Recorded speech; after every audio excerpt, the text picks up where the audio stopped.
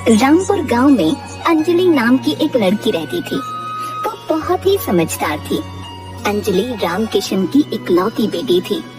पत्नी की मृत्यु के बाद रामकिशन ने अकेले ही अपनी बेटी को पाला था। रामकिशन एक किसान था। वो खेती करके अपना गुजारा करते थे। अंजलि भी अपने पिता के हर काम में मदद करती। एक दिन अंजलि इतनी बड़ी हो गई है, लेकिन इन बच्चों के साथ खेलती रहती है जब देखो। पिताजी, अभी तो छोटी सी बच्ची हूँ। जीजी, आप कहाँ से बच्ची हो? आप तो इतनी बड़ी हो। आप कहाँ से बच्ची हो? छुटकी, तू तो चुप ही रह। अब मैं जा रही हूँ। दोपहर में चलेंगे आम तोड़ने। जल्दी आ जाओ वरना बहुत धूप हो जाएगी। इतना कहकर दोनों खेतों की तरफ चले जाते हैं और काम करने लगते हैं। पिताजी, इस बार तो खेत में बहुत अच्छी फसल हुई है। हाँ, फसल तो बहुत अच्छी हुई है इस बार। अच्छा मुनाफा होगा। हाँ, तो इस बार आप मुझे बाजार से रंग बिरंगी चूड़ियाँ लाकर देंगे ना? हाँ, पक्का। अब चल जल्दी जल्दी काम करते हैं, फिर घर चलते हैं। दोनों खेतों का काम करते हैं और शाम होते ही अचानक बहुत तेज बारिश होने लगती है। दोनों भागते भागते घर आ जाते हैं। बाबा, ये तो बहुत तेज बारिश हो रही है। हाँ, बारिश तो बहुत तेज है। चल तू खाना बना ले।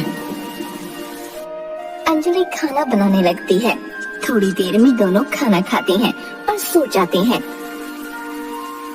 लेकिन उसी रात अचानक उस गांव में बाढ़ आ जाती है, जिससे किसानों की सारी फसल बर्बाद हो जाती है।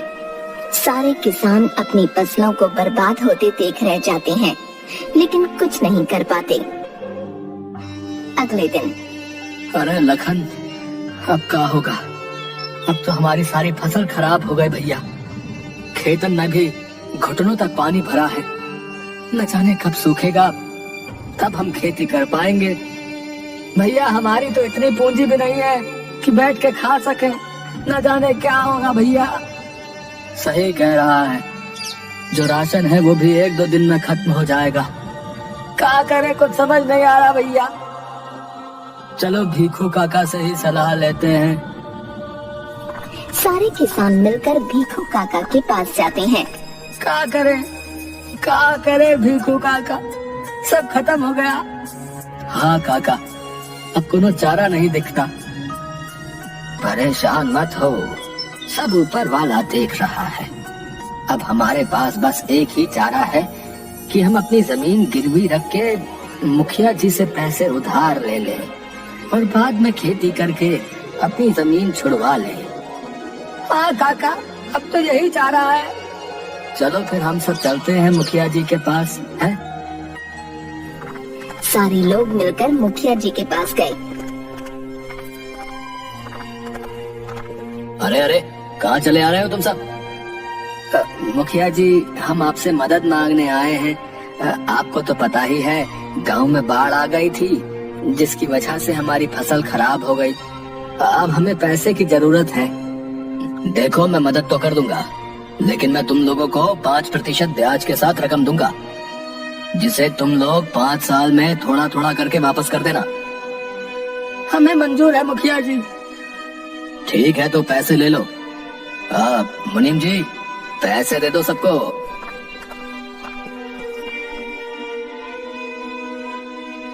धन्यवाद मुखिया जी। ठीक है, लेकिन ध्यान रखना, अगर रकम नहीं जमा की तो तुम लोगों के खेत मेरे हो जाएंगे। ठीक है मुखिया जी। सभी लोग पैसे लेकर वापस आ गए और थोड़े दिन में खेत सूख गए और सारे लोग वापस खेती करने लगे। हर बार मुखिया जी खुद ही हिसाब करने पहुंच जाते। एक दिन, रामकिशन, पिताजी तो अभी बाहर गए होंगे, वे आते ही होंगे, आप बैठिए। मुखिया जी बैठ गए। अंजलि ने मुखिया जी को पानी पीने के लिए दिया। मुखिया जी अंजलि को बस देखे जा रहे थे। उसकी अंजलि से नजर हट ही नहीं रही थी। तभी रामकिशन आ गया और आते ही रामकिशन ने उसे पैसे दे दिए। रामकिशन, तुम्हारी बेटी इतनी बड़ी हो गई है, इसकी शादी के लिए कहीं रिश्ता ढूंढा या नहीं? हाँ मालिक, इसके लिए एक अच्छा लड़का खोज रहा हूँ। अच्छा चलो मैं चलता हूँ। इतना कहकर मुखिया जी वहाँ से चले गए। घर पहुंचकर मुखिया जी अंजलि के बारे में सोचने लगते हैं। उसका सुंदर चेहरा मुखिया जी के दिमाग पर ऐसा बस गया था कि वो उससे अब शादी करना चाहता था। वक्त बीतता गया। रामकिशन ने अपने खेत में फिर से नई फसल की बुआई कर दी। कुछ समय तक तो सब ठीक था, फसल भी पकने को थी। अचानक तेज बारिश शुरू हो गई। बारिश इतनी हुई कि फसल खराब हो गई। ये देख सब किसान बहुत दुखी थे। कुछ दिन बाद मुखिया जी हर बार की तरह अपने पैसे लेने रामकिशन के पास आए। मुखिया जी, इस बार फसल खराब हो गई, मैं आपके पैसे नहीं दे पाऊंगा। अच्छा, तुम्हारे लिए मेरे पास एक प्रस्ताव है। मैं तुम्हारे सारे कर्जे माफ कर सकता हूँ अगर तुम अपनी बेटी की शादी मुझसे कर दो तो। अब ये कैसे हो सकता है भला? है? मैं अपनी बेटी की शादी आपसे कैसे कर दूं? मुखिया मन ही मन सोचने लगा।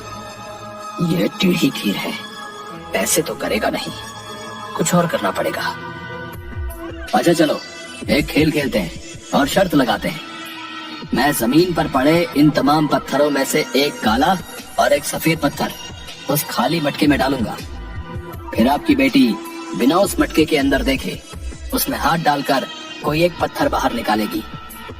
अगर पत्थर सफेद हुआ तो आपको अपनी बेटी की शादी मुझसे करवानी होगी और सारा कर्ज भी माफ। और अगर काला पत्थर निकला तो आपकी बेटी को मुझसे शादी नहीं करनी होगी और आपका सारा कर्ज भी माफ कर दूंगा। बाप और बेटे दोनों इस बात पर अपनी सहमति जताते हुए हाँ बोल देते हैं। तब मुखिया जी जमीन से 2 पत्थर उठाते हैं और उस मटके में जल्दी से डाल देते हैं। मुखिया जी के मन में छल और कपट होता है, इसलिए मुखिया जी काले और सफेद दोनों रंग के पत्थर उठाने का नाटक करते हैं, लेकिन मटके में सिर्फ सफेद वाले पत्थर ही डालते हैं, बाकी के जमीन में फेंक देते हैं। लेकिन अंजलि ये सब देख लेती है और धैर्य बनाए रखती है। जाओ निकालो पत्थर। अंजलि मुखिया जी के कहने पर मटके से पत्थर निकालने चली जाती है और मटके से एक पत्थर निकालकर वो जैसे ही मुखिया जी को देने जाती है, उसी समय झूठ मूठ का जमीन पर गिर जाती है, जिस वजह से हाथ का पत्थर जमीन में पड़े हुए पत्थरों से मिल जाता है। ये क्या किया? अब कैसे पता चलेगा कि तुमने कौन से रंग का पत्थर निकाला था? मैंने मटके से काला पत्थर निकाला था। मैं कैसे मान लूं? यकीन नहीं होता तो उस मटके में देख लो। अगर पत्थर सफेद हुआ तो साबित हो जाएगा कि मैंने काला पत्थर निकाला था। ये बात सुन मुखिया जी हक्के बक्के रह गए, क्योंकि वो अपने ही जाल में खुद फंस चुके थे और शर्त के मुताबिक अब मुखिया जी को रामकिशन का सारा कर्ज माफ करना पड़ता।